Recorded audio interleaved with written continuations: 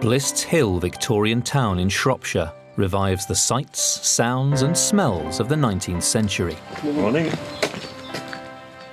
At its heart stands the pharmacy, a treasure house of potions and remedies from a century and a half ago. Now, in a unique experiment, Ruth Goodman, Nick Barber and Tom Quick are opening the doors to the Victorian Pharmacy, recreating a high street institution we take for granted, but which was once a novel idea. How can I help? They'll bring the pharmacy to life, sourcing ingredients, mixing potions and dispensing cures. But in an age when skin creams contained arsenic and cold cures were made from opium, the team will need to be highly selective. They'll only make safe versions of traditional remedies and try them out on carefully selected customers. The start was like the Wild West. People didn't know what was good and bad. Try and get a bit of speed up. Oh, there we go, yeah. The pharmacy was something that affected everybody's lives in one way or another. They'll discover an age of social transformation that brought healthcare within the reach of ordinary people for the very first time, heralding a consumer revolution that reached far beyond medicine to create the model for the modern high street chemist as we know it today.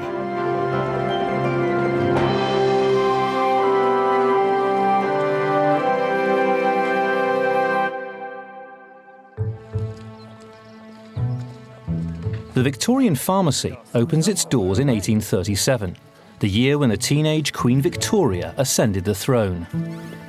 Wow, look at this place. This is fantastic. Ooh, that smell! It's much bigger than I thought it would be. There's a heck of a lot of stuff here, isn't there? There's a tremendous amount of stuff. Fresh from her time on the Victorian farm, Ruth Goodman will now be applying her skills in new areas, from medicines to cosmetics. As a domestic historian, she knows just how important the pharmacy was to ordinary people. Doctors were expensive. Really, on a day-to-day basis, only the rich were using doctors. Occasionally, a poor person might be able to save up for a consultation. Maybe a doctor might offer some free consultation. But in general, most people in the 19th century turned to the pharmacist for the majority of their health care. It's a beautiful place to be in. We're going to be able to make this work really well. Nick Barber is Professor of the Practice of Pharmacy at the University of London's School of Pharmacy. Parrot brand polishing soap and monkey brand. Things like Sloane's liniment, which people use nowadays, and Zambuck. As the pharmacist, he will be responsible for recommending and preparing all the remedies and medicines that his shop dispenses. It's a unique opportunity for Nick to learn how his profession evolved. It's a fantastic chance to recreate what it was like to be a Victorian pharmacist at a time when pharmacy was completely different to how it is today.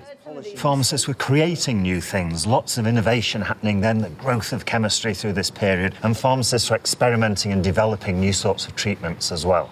We're going to have fun with this.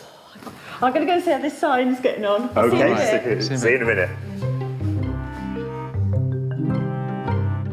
There's old pill-rolling devices here.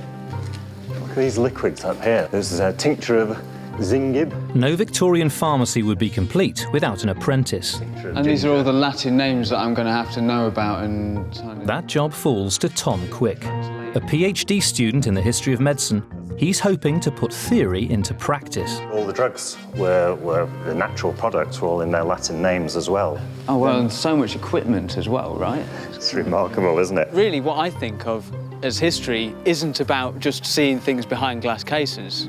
It's about people's lives and what people did on a day-to-day basis.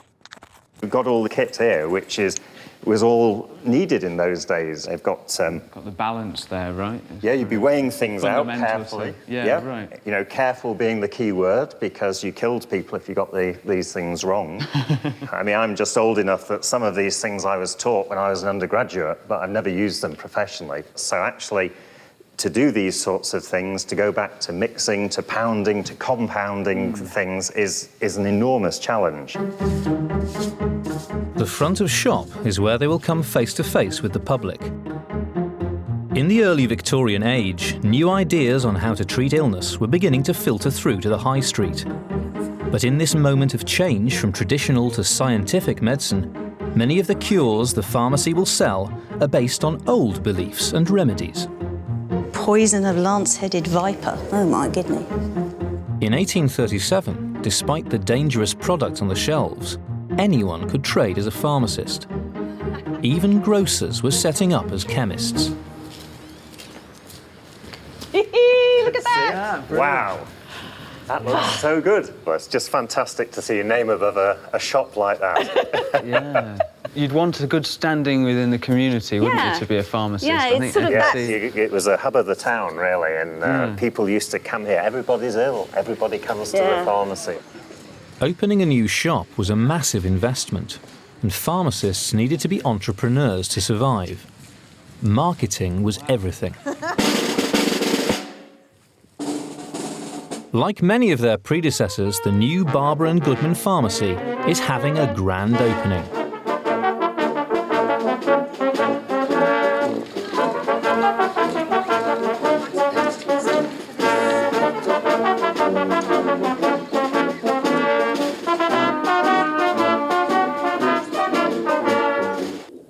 In order to understand how people responded to 19th century remedies, Barber and Goodman will dispense authentic but safe Victorian medicines to carefully chosen volunteers. The pharmacy's first customer is Sue Dodd, who's worked as a nurse for 35 years. Hello, Mr. Barber. Hello. I have a very bad cough. Is there anything that you can help me? Well, have you tried modern cures for a cold? Do you think they work? Some do, although you can't beat natural local honey and lemon for sore throats, generally, things like that. Well, in Victorian times, what we'd have given you is Dr. John Collis Brown's chlorodyne. I've got a chlorodyne in here. It's invented when he was an Indian Army doctor for cholera. It didn't treat cholera, but it became a very popular treatment for coughs, colds, chests, and things like this. Yes. It's got in chloroform, it's got opium in it, and it's got cannabis in it. Why did they put those things in? Well, it makes people feel better, as you might imagine. Many pharmacists made up their own versions of chlorodyne, but the high opiate content made these medicines addictive, and death from overdose was a real risk. Collis Brown's mixture is still on sale today, but with a low, non-addictive dose of morphine. Opium suppresses cough, so if people do have troublesome coughs, then it would help bring that down. What we'll do is we'll look out something for you which is a bit safer. And will it have the opium and things like that in? No, we'll find one without those sorts of things. We'll just use the natural herbs we'll use for this one. That sounds wonderful. Before his customer returns for her authentic Victorian cough medicine, Nick will need to find a less risky recipe. Horehound and aniseed here. Oh, okay, great. Try that, see what that looks like. No problem. Balsam of horehound and aniseed. That's it. So what have we got in? Paregoric elixir, tincture of Senegal. The chemist's Bible was the Pharmacopoeia, which listed all the remedies and potions of the day. The one we can't use, definitely, is paregoric. Right. And paregoric is camphorated opium. It's a form of opium. So again, we've got the morphine in. So what I think we need to do is take that balsam of horehound and aniseed and see whether we can reformulate it using current knowledge and using things which are a bit safer than some of the ingredients. My goodness, it's gorgeous at this time of year. Isn't it? Nick's chosen remedy, balsam of horehound, was made up largely of natural herbs and flowers. Cleavers, this is what we're after, yeah? Perfect, exactly. The job of sourcing the essential ingredients falls to Ruth and herbalist Eleanor Gallia. Eleanor is an expert in plant medicine. A Victorian pharmacist would have needed her knowledge of the natural world. So why do we want cleavers in a cough medicine then? Because they're the most wonderful immune stimulant and they're very cleansing for the body. With respiratory catarrh and conditions, the first thing you really need to do is encourage the phlegm away from the chest. So the body is very good at cleansing itself and draining itself. A pharmacy needed to maintain a healthy stock of medicinal plants. So do we need anything else as well as the cleavers while we're out? Plantain. Plantain, oh, that's really quite a common thing. The surrounding countryside was a valuable and free resource. They like to be stood on, planted into the ground. While Ruth is gathering the ingredients for the cough medicine, at the back of the shop, Nick and Tom open up the pharmacy's laboratory. Wow, look at this place. This is going to be amazing, isn't it? The nerve centre of their business, this is where the pharmacist would experiment with new cures and manufacture drugs and potions. It's halfway between an alchemist's cave and a kitchen and a storeroom and all sorts, really. Yeah, I mean, this is a really interesting space for me. This is a place where they probably changed the most dramatically over the time period we're looking at. Say, 1840s, 50s. This is kind of like a kitchen, right? I mean, you look, you've got the kind of all these ingredients over here, these sort of herbal things, and you'd be here sort of at the bench making your latest kind of concoction for them to sell in the shop. Sell to the lucky public out there. But by the end of the century, this is kind of a place of chemical experimentation, right? And we've even got a hammer for pounding the herbs. What I hope to learn is some of the techniques which Victorian pharmacists used to use and manual skills which some of us have forgotten. I also hope to learn some of the different sorts of approaches which they had to medicine in those days. The Industrial Revolution was at its height, and half the population of Britain lived in towns. Overcrowding, poor sanitation and grinding poverty left many people vulnerable to disease. Hundreds of thousands died in the crowded, sewage-ridden cities. But Victorians had only the haziest of ideas about what caused illness or how to treat it. And so they often fell back on traditional remedies. As Nick is about to discover, as he prepares a bruise medicine made from earthworms. Well, I didn't think I'd be doing this when I was doing a Victorian remedy. Digging, rather bizarrely, for earthworms. Earthworms were part of an old remedy which was around before Victorian times, medieval times really, in which people would take the earthworm and they'd boil up earthworms with olive oil and some form of wine into oil of earthworms, which they put on bruises. Here's one. Another one to add to my haul. There must be easier ways to treat bruises than this. Customers would often ask a pharmacist to make up favourite traditional remedies like this. You can always say if people believe in things, then things do work. It's, the power of belief on health is very great. Oil of earthworm. Who'd have thought that that was a Victorian recipe? It's obviously something that has come from long before, an old idea, one of those things that has hung on into the early part of the Victorian medical experience. In the proper recipe, we use real earthworms and boil them in oil, but in the interest of worm welfare, we're not going to do that. We're going to use these dried worms, exactly the same species, but which we've obtained. In pharmacy at this time, you took things which were whole and you had to break them up by physical force. I've always been quite fond of earthworms. Charles Darwin spent a lot of his life studying them. I think he'd be upset by this. I don't think the worms would have been any use at all in a bruise.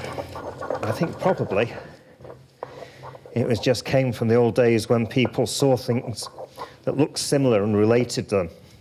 So, for example, the skin of an earthworm when you take it out of the soil does look a bit like a bruise. They didn't understand what a bruise was as we do now, of course. In those days, there wasn't much science around. So if things looked similar, that was probably good enough for most people. We can add some red wine. Seems rather a waste, but...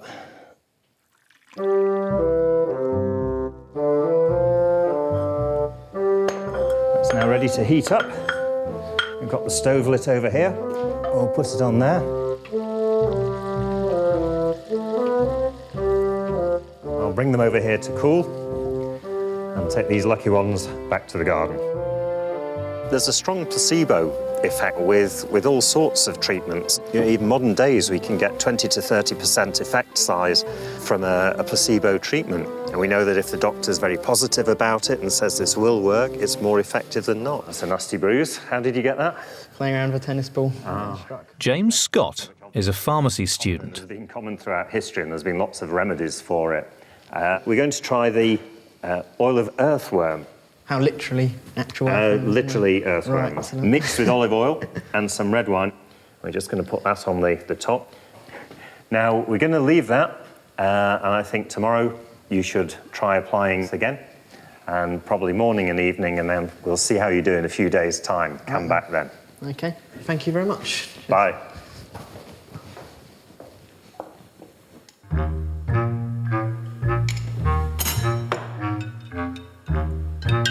Pharmacist's apprentice Tom is hard at work setting up the carboys. So that's the iron oxide, I believe. I'm going to try and make a lovely purple colour so that we can...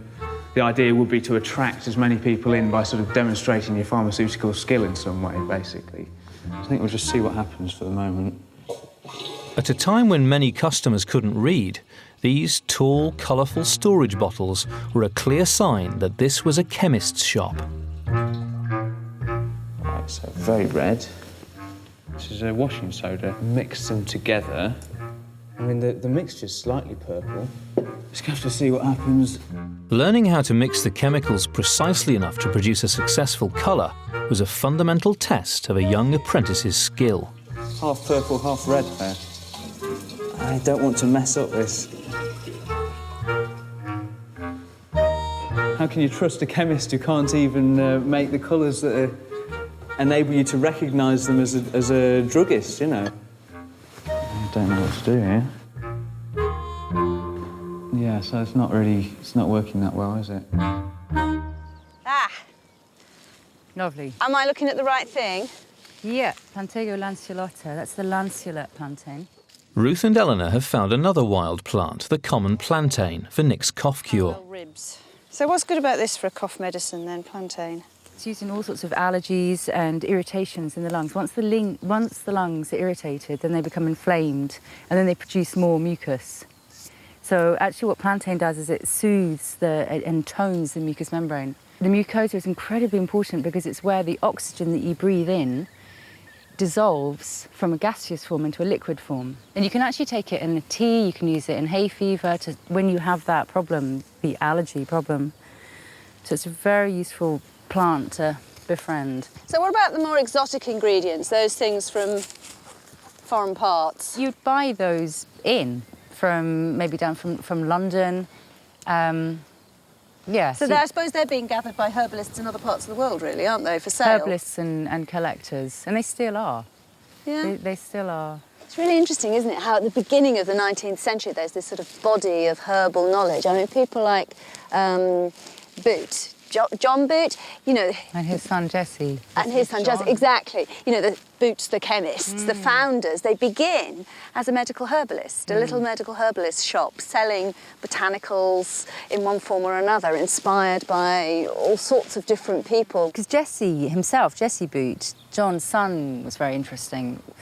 He studied pharmacy in his spare time, and then they employed a chemist. And the herbalist business was no longer making money. Moving into... And the druggists were so big at the time, and they were very much about making money. And so it was in their interest not to be... encouraging too much. Well, not to be encouraging people to be using their own medicines and growing them. The word drug derives from the Dutch droog for dried plant. Today, there are more than 7,000 medical compounds derived from plants. Tom is edging closer to a near-perfect colour. It looks an all right colour now. All we need to do, really, is dilute it so hopefully a little bit of light comes through it. It's very thick, so I'm just going to go for it and pour this straight in, try not to make too much of a mess, and see what happens. Having achieved a reasonable purple, Tom moves on to the yellow carboy. One explanation for the fixed colours of the carboys reveals an ancient theory that still influenced early Victorian medicine. Yeah, that's about right, I think. That each of the colours represented one of the 4 elements. Job done. Or humours that made up the body. The 4 humours were black bile, blood, phlegm and yellow bile. And those really equated to things which could be seen coming out of the body, to put it basically. And this is how they understood the body. The body had too much of things inside it, and therefore things would come out when it had too much of that humour, so it could be kept in balance. Belief in the 4 humours persisted well into the 19th century, and an excess of blood in particular was thought to be the cause of many illnesses. Bloodletting was big business, and a jar of healthy, voracious leeches was a real money spinner for the Victorian pharmacist. Horrible looking things, aren't they, I think? Carl Peters Bond runs a leech farm in South Wales. What did they use them for in Victorian times? Basically, where they used to cut people to remove blood, which is obviously very painful, Right. the leech can bite. It sort of cuts a little Y-shaped hole. Right. So probably a leech this size would probably take about 8 mils, and you'd probably lose about 50 afterwards. Right. It's almost a luxury because it's painless. Yes. Fairly painless then. And were they luxury items or were they everyday items? Yeah, they were probably been a very expensive item, so you know, I would consider them a luxury. Yeah. Go on then, let's see what they're like. Well, feels a bit like a slug. Yep. Feels very leachish. So these would be picked out and they'd be put onto a patient. Whoop. Not too keen on getting stabbed by that end, I must admit. I'm a bit nervous about it, I have to say. Carl's partner, Christopher Peters Bond, has bravely volunteered to befriend the leech. Quite a bit smaller than the other leeches. They are. These have basically been starved for almost 2 years, so their gut is completely empty of blood. Just lay them on the skin. Yep. Oh, it's really arched its head, hasn't Yeah. it? It's very different to, I know, just holding on my skin. It's just tasting it out. Yeah, here he goes. He's sort of having a bit of a nibble. I can feel it's like a little bee sting. Apart from that, no, it's next to nothing at all. That's what they've evolved over millions of years to do. So they bite painlessly and remove the blood. So it's a natural pharmaceutical tool, really. But this is a really medieval site, isn't it? About 2,000 years of history here. This great, long Western European tradition in bloodletting. But I mean, that's very human of us, isn't it? That the hanging on to tradition, you know, my mother did it, my grandmother did it, my great-grandmother did it, of course it's good for you. Here's one of its sisters that have... What a contrast. One hungry leech, one leech 3/4 the way through his dinner. It's like me and my pudding stomach. However full my dinner stomach is, there's always room for pudding. The leech injects an anticoagulant when it bites, and the wound can bleed for up to 10 hours after the leech has dropped off. Even modern first aid can do very little to stop the bleeding. It'll just keep on going, but Yeah, it's about 50 mil or so. It shows how potent the chemicals are in its saliva to really produce that effect for such a long period of time. How do you feel after it? I feel fine, to be honest with you. I don't really feel any different before. Pleasant experience, you think? It's certainly not as unpleasant as it looks, perhaps. It's All a bit more straightforward than... yes. I'm surprised that certainly there's no pain at all or anything like that. So I completely can understand how someone might sit through several of these thinking that they're doing themselves some good. Yeah. I mean, it certainly beats all the other bloodletting methods, doesn't it? It's so much better than being cut with knives or... I certainly wouldn't... I don't think I would have volunteered for, for having a knife cut at me. I hope you still feel as positive about it in 10 hours' time when you've changed the bandages 6 times. After use, the leech goes back in the jar, and the bloody bandages are dried out, ready to use again. It wasn't until the mid-19th century that Victorians understood the dangers of cross-infection, so disease spread easily. Right, next job. But while leeches remained popular, the ever-inventive Victorians came up with man-made alternatives for drawing blood, including the scarifier. They press this button here and the blades would shoot across. Oh, it'd be horrible. And then I suppose once you've got it in, you know, you've got to sort of like draw the blood out, haven't you? Absolutely. It would just clot otherwise quite quickly. So if you want to be losing blood, which is the idea, then you need something to draw it out. And they've got this beautiful bit of really Victorian kit here, which is a vacuum pump. It's like a bicycle pump in reverse. They knew how to make equipment, didn't they, in those days? Beautifully engineered and turned. Once a cut had been made in the skin, the vacuum inside the glass cup drew the blood out. The air out, and then straight on. Straight on. That's it. Oh, I can see it. Oh, there you are. Wow, look at that. That's rising. Yeah. Good You can grief. see there's a bit of redness to it as well. Absolutely. It's bringing the blood to the surface, probably breaking little capillaries under there. The blood would be welling up out of there as well, wouldn't it? Yeah, I mean, if you made all those little cuts, that would be Yeah. quite a different thing. Drawing out evil vapours that had somehow been clogging things up. I could live with that. I'm not sure I could live with that. Yes. All the ingredients for the balsam of horehound cough medicine have been brought to the lab, where herbalist Eleanor joins Nick. So this is horehound, is it? Where Yeah, does this is- horehound live? Is it a big plant or a little plant? It's a shrub. It's a kind of bluey green shrub. She soaked the herbs in alcohol. Now, in your original recipe, you had syrup of squill. Yes. Now, I'm sure you're familiar with squill. Yes, yes. Can be rather toxic, but very old medicine. We've actually got squill, and we've got it in an oxymel, Right. which What's is... an oxymel? An oxymel is honey and vinegar. A member of the lily family, squill, has been used for centuries to loosen mucus from the lungs. So another tincture that we've got is cleavers. This is a really common herb, as Ruth and I discovered. Plantain, this is an interesting one. Again, a very common herb. And then the final herb we've got is the elecampane. Huge, tall, yellow, golden flower, a bit like a sunflower, but with enormous leaves. So that is our preparation, ready to go. A couple of teaspoons of treacle. Hence a spoonful of sugar helps the medicine go down. Absolutely. Slow job of stirring this in. The more patience that you can work with, well, like cooking, the better.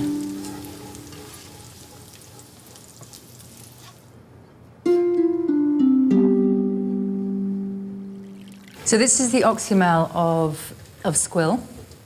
You can keep stirring as we put it in. The squill's been going for a long time, hasn't it? I think it was in the Ebers Papyrus, which is the oldest recorded formulary, if you like, which was 1500 BC in Egyptian times, something like that. And apparently it was considered so effective that it was an object of temple worship. Really? Yeah. So that's lovely. That's lovely. Ready to bottle it now? Yes. Early pharmacists put art and skill into the medicines they created. Thank you, Doctor. Thank you very much. But in order to make a profit, it was essential that the customer was satisfied, and that word got out to the local community that here was a medicine that could be trusted. It smells fantastic, I have to say. Have a smell? Oh, it smells quite nice. It's half a teaspoon, 3 times a day in a glass of water. See how it is. It's very, very strong. Oh, yes. It's clearing something. Here's the bottle. We'd like you to give that a try. Come back in a few days and we'll see how you feel. I'll let you know. Bye-bye. Bye-bye. Victorian cities and other industrial centres were notorious for thick smogs or pea soupers. This noxious mix of smoke and sulphur dioxide, thrown up by the burning of coal, made breathing-related illnesses a scourge of the age.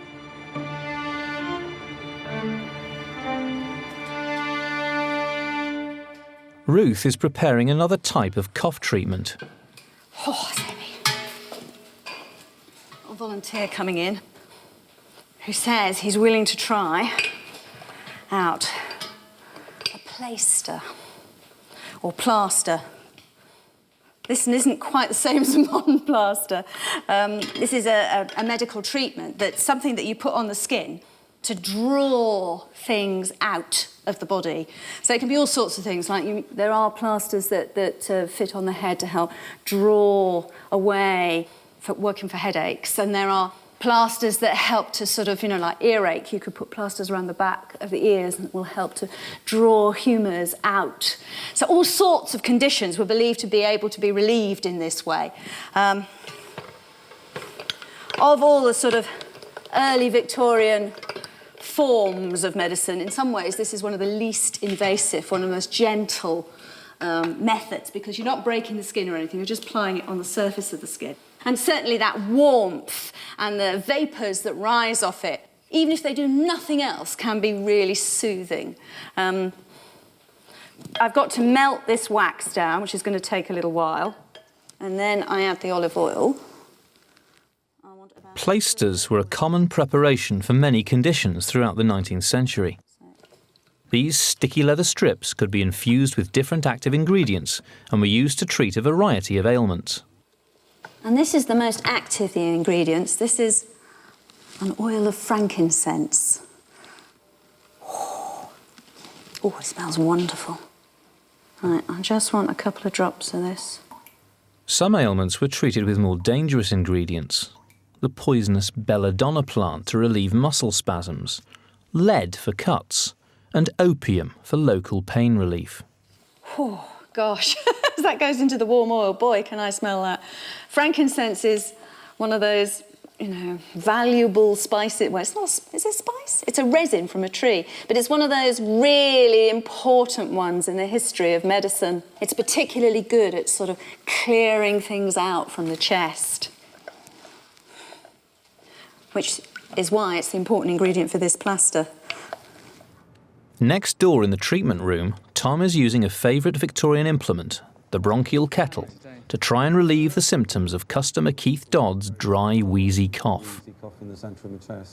What we've got to try and help you with that today is a thing called a bronchial kettle. Looks very interesting. And the idea of this is going to create lots of steam and so on. And it's got some herbs in there, and what we're going to do is if you want to come round here, and I can sit you in this, our little booth that we've made in the back here. With added herbs and Tom's self-made tent, the bronchial kettle is an industrial step up from placing the customer's head under a towel over a bowl of steaming water. We'll try and create a kind of steamy environment. Hopefully what will happen is we'll get a nice thick steam coming up. And you mentioned that your cough was dry. It's a very, very dry, rattly cough, yeah. And so what the idea behind it would have been would have to sort of counteract the dryness of the cough in some way by creating a very wet environment for you. Now, this is a scary bit. Ruth now has to cut out a template for her cough plaister. Place the leather on a thick and smooth it before putting on the shape. Now I've got to cut a paper stencil. A decent bit of card. That's sort of the shape I want. Ish. Oh, I like making things. And to make it stay in place, I'm to wet it. And I obviously don't need very much at all. Okay? So all I've got to do now is cut around, and then I could pack these in boxes. You put a piece of wax-proof paper between each one, and you can stack them up in boxes. So you could sell a box of cough plasters, a box of headache plasters. Although it's sort of a very old idea and an old technique, the whole way of packaging it and selling it is actually really new. And there we go. That's my first chest plaister. I do have a bit of a cough, yes. You do? Mm. And what sort of a cough is it? A bronchial sort of cough, bit asthmatic. Do you want to unbutton? Retired army medic Anthony Dunford has come in to try the plaister. And what I'm hoping is that as the wax melts, it will release the active ingredient, which is frankincense. Frankincense. So you're going to get that sort of pungent smell aroma. rising up, you know, under your sort of nose. You'd be breathing it in. And it's pointy end down. So that just goes on the centre there, like that, and we just smooth that. I can feel the warmth of your body's melting that wax. It's more pliable than when I put it on. That seems to be sticking. Oh, it is, isn't it? Hey, the self-adhesive plaster. Perhaps I don't need my bandages after all. Wonderful. I mean, the Victorians obviously would have worn it as long as possible, 2-3 days. Yeah. So it's really a matter of how much you can put up with before you need to get it off and have a wash. I'll persevere.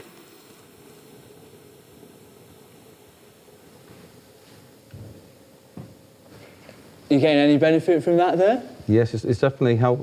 I can actually breathe really deeply now, which is what I couldn't have done, 10 minutes ago. So it's great. Really helped. I'm certainly breathing more easy at the moment. So yeah. Well, since you seem to be enjoying it so much, then I'll leave you there for a while. Okay, Tom. Don't forget me. Great. Okay. See you in a bit. The bronchial kettle was one way of clearing the airways, but another popular method was spitting. If a shop wanted to keep the phlegm off the floor, it was in their interest to provide a spittoon. What we've got here is a spittoon full of phlegm. Would have been one of the worst duties in the shop to have to empty this thing, basically. Cleaning them out was a serious health hazard, as the spittoon could easily be contaminated with tuberculosis, a common disease in Victorian times. The way we think about medicines today, and disease today, I mean, this idea of lots of different people spitting into the same bowl seems slightly bizarre, but I mean, actually, if you think about certainly early 19th century ideas of disease, it's not so weird, because the idea is that really disease is like a visible thing. This is before bacteriology, remember, so there's no idea of sort of a hidden substance there that's going to give you a disease. So although there might be a big sort of, the way we might think of it, there'd be a big kind of a huge amount of tuberculosis and all sorts of things festering in this swamp, really. Actually, as far as they were concerned, as long as you get rid of the mucus itself, no problem.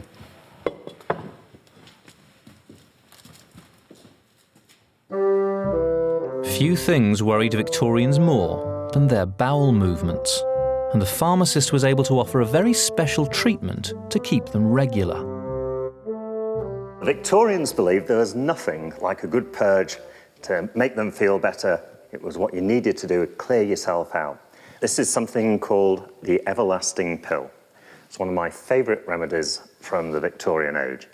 And particularly at this time, people wanted to purge the body, and this was one of the ways of doing it. And what they used was a pill, a bit like this, which is made out of something called antimony. Antimony is a really heavy metal. It's quite a toxic metal, which we wouldn't use nowadays, but in those days, they didn't see it as that. They'd take this, it would go into their gut, a little bit of the antimony would be dissolved, they'd have vomiting, they'd have diarrhea, and the pill would pass through. And it's called the everlasting pill because it's fished out of the feces at the end, washed up, put on a bottle on the shelf, and any member of the family who wants a good purge takes it the next time they want to take it. And potentially it's passed on through the generations. Some doctors began to question the wisdom of using such dangerous techniques. The search for alternative, less risky treatments was on. Malvern Spa in Worcestershire offered an alternative therapy, the revolutionary new hydrotherapy cure. Hello. Nice to meet you. I'm in such trepidation about this. Don't worry, it's only cold water. And remember, it's 5 or 6 in the morning, and I need your help to wet the sheets. OK. Dr. John Harkup has brought the water cure to Blists Hill. Have you done this yourself? Well, not wrapped in a wet sheet, but I had a cold bath on many occasions. By cold, you mean? Oh, yes, very cold. We did some research work in the 1990s about this. was amazing. I mean, I had my blood test before and after a cold bath, and my white cell count went up dramatically. So this is actually... Stimulating the immune system. And it really is. I mean, did they know that in the Victorian period? No, I hadn't a clue. So why were they doing it then? What is this supposed to do for me? This is supposed to relax you. To relax? Yes. Wet sheets, I don't call that very relaxing. Well, this is the effect of water, you see. Your heart works more efficiently and harder, and you get a better circulation in other parts of the body. It was so different from bleeding and purging and these heavy metal poisons. So this is a cure for the same sorts of things that all those really invasive techniques were being used for? That's right. Of course, non-invasive, really. The Malvern water cure was first offered in 1842 by two local doctors who were appalled by the dangers of the drugs and techniques in common use. You'll warm it up very quickly, honestly. I wish you did hurry up and warm up. You're impatient. You're an impatient patient. God, I am. I hate being cold. You're going to feel better because you've been relaxed and you've been stimulated by the cold water. Strange though it is, I would rather do this than swallow a dose of arsenic, mercury, or whatever. Lead, exactly. So you could either go to your physician and have something really poisonous prescribed. Or you could come to Malvern and have the health regime. That's right. One day sort me out? No. You came for 3 weeks at least. All right, so you've got all the accommodation costs, It was 4 guineas a week. And that's a lot of money. It's £400. There were quite a number of famous names on the patient list. Yes. Charles Darwin came and he ended up by saying he didn't think the water cure was quackery. Right. And Florence Nightingale came when she collapsed after working too hard doing the report for the Royal Sanitary Commission. Right. And she wrote 7 years afterwards that she owed her life to the water cure at Malvern, yes. So how long do I have to stay like this? An hour. Right. Great. And then I'll come and unwrap you. Okay. I expect you'll be asleep, actually. Okay. Cheerio. Bye. Oh, I don't like having my feet all tied up. I always pull the bedclothes out at the bottom of the bed when I go to bed. The Malvern water cure was far more than just being wrapped in wet sheets. Plenty of hill walking and the drinking of endless glasses of spa water were all part of the regime. Taking the waters was hugely fashionable, and manufacturers began producing drinks that mimicked the taste and fizziness of spring water. These quickly established themselves as popular health drinks. Scientist Mike Bullivant will be running the pharmacy laboratory. His working knowledge of 19th century chemistry will be invaluable. Aerated gassed waters are a really big part of the sales for pharmacists. Lots of money on it. Oh, hopefully. Well, the basic ingredients are cheap enough, aren't they? So how do we make gaseous water? How do we gaseous water, 3 ingredients. First is water, obviously. Good start. We've got citric acid. Right. Which is an ingredient in today's waters. It's perfectly harmless. Third ingredient, sodium bicarbonate, baking soda. Another harmless compound. I can see them gassing together there, the gas being produced. Oh, you can see you it get gassing carbon there. dioxide forming. So there's your aerated water. And the acid test is, does it pop when you open it? OK, give it a go. Whoa! Result. And that's a fairly tight seal on there. Yeah. It's a nice design there. This is a good bottle as well, isn't it? One of the big problems in the early days was that producing this water produced pressure and the bottles weren't strong enough. Yeah. And the early days, the pharmacists used to have thick woolen jumpers on. They were told to wear them to protect them from the broken glass if the bottle exploded. Yeah. They tried various other bottles. I've got a couple here which they tried. This was a bottle which they produced because one of the problems was if you produced a normal bottle, put a cork in it, as you did, as the cork dried out, it shrank, pops out. And therefore, they produced this bottle which has a round base, so it can't stand and let the cork dry out. it's put down, it rests on its side, so the cork get permanently wet. Right, here we are, shallow bath, and this will prepare you for going up the hills. It's to tone you up. Oh! Blimey! Oh! Now, there is other things we can do with the water. We can give you a douche. You stood naked underneath one of 3 pipes, 1.5, 2.5, or 3.5 inches in diameter. The water from the springs on the hills was in a cistern, and it dropped 20 feet onto your naked body, and you get 56 imperial gallons of cold water going on you.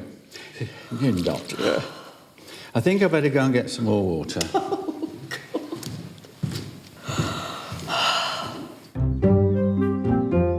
The popularity of aerated or soda waters spread across the empire. In India, British Army officers discovered that mixing soda water and the drug quinine was the perfect tonic for victims of malaria. Simply named Indian tonic water, it became not only the world's most celebrated medicinal drink, but also the perfect mixer for gin. Tom's going to learn how to extract the vital ingredient quinine from the bark of the South American cinchona tree. So what is this bark then? Oh, this is bark from a tree. Yeah, which From Peru. It was Peruvian bark. It's from the cinchona tree. They've got the quinine out that way by chewing it, or you can make tea with it. You can boil it up with water. It controls fever, and it stops you shivering. That's one of the things the reasons they used to take it, which is quite separate from its anti-malarial properties in killing the anti-malarial parasite. I'm going to take the stuff that you've ground already. This is the ground bark, and mix it up with this very strong alkali, calcium hydroxide. Right. And it releases the quinine. This is the process that we're getting that one element out of all of these then? We've got to isolate one. It's like a needle in a haystack, I guess. You know? We will be able to isolate quinine and none of the others. Let's add the chloroform. The solvent chloroform was also popular as a Victorian anaesthetic. Queen Victoria was administered the drug for the birth of 2 of her children. The quinine will be dissolved in the chloroform. I'm going to really squeeze this extraction procedure. The next stage is to add sulfuric acid to separate the quinine from the chloroform.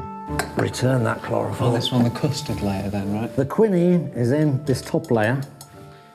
The custard layer, I like that. I mean, this would be very highly skilled work for an apprentice as well. This would be kind of almost, if you were going into a laboratory and doing something like this, would be really kind of top of your game sort of stuff. Tom's chemistry lesson is about to get even tougher. Tell me if you want a break. I'm all right so far. As Mike adds ammonia to the solution, releasing a pungent odour. I'd do it outside, but I think that one of the reasons for showing you this is to show you what a profession you've joined. Oh, wow. That's a turning point. Now, that means that all of the sulfate is converted. Right, let's leave that to heat up a little bit and see what happens. Yeah, let's go and get some fresh air and a cup of tea. OK, great. I'll see if Nick wants to come and have a look. Good idea.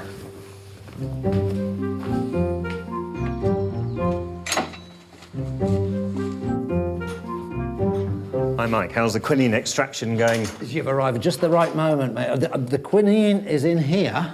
See? But we've also got a load of rubbish in there, and of impurity that we don't want, so I'm filtering that off. Quinine should crystallise out. That's as if the process has worked. Yep. This is just such a tremendous story of the Victorian times, wasn't it? And it's sort of how things changed in terms of, well, the extraction particularly. Yeah. Because quinine was valued so much, wasn't it? There were wars fought over quinine and...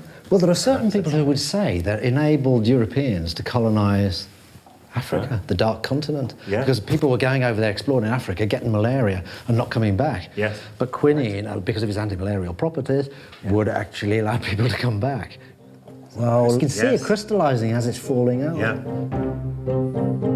Adding the crystallised quinine to the pre-prepared soda water produces the classic Indian tonic water.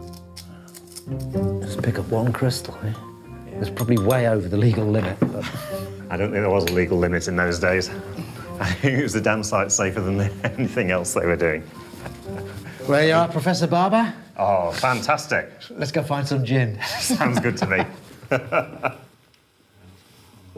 Tonic water wasn't the only recipe to be brought home from the British Empire. As pharmacists established themselves, customers came to them to make up all kinds of preparations. Not only medicines, but anything that required precision, including exotic food recipes.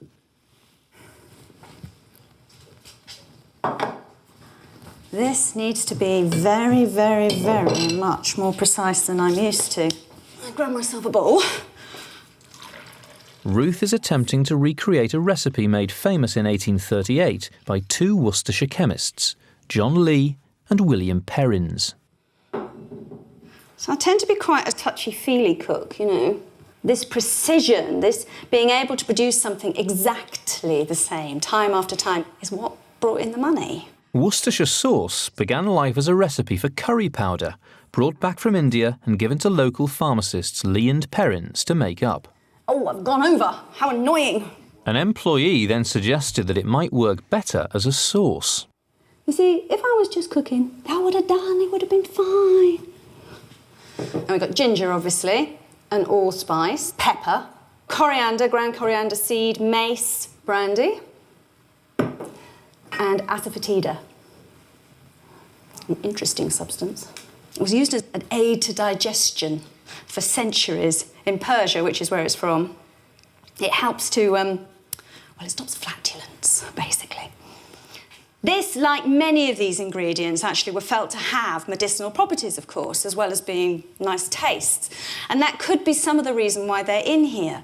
I mean, the asafoetida, you know, this is a sauce, a relish to eat with food, so the fact that it might help to calm your digestion would be really useful, would be a benefit, a bonus. Now, the vinegar.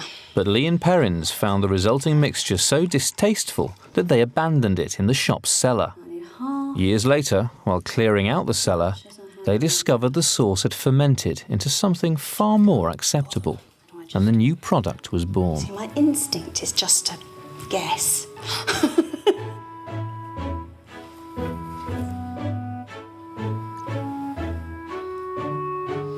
Right, that's all of those in there. A nice spicy, spicy mix.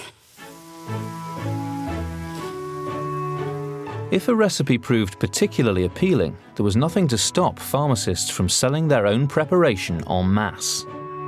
Some of today's biggest brand names started from such humble origins.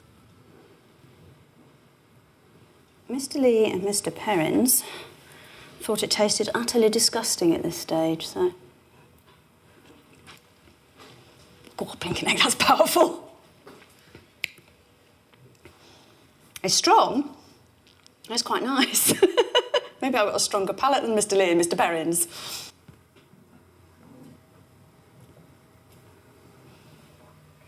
Yeah, and that looks quite good.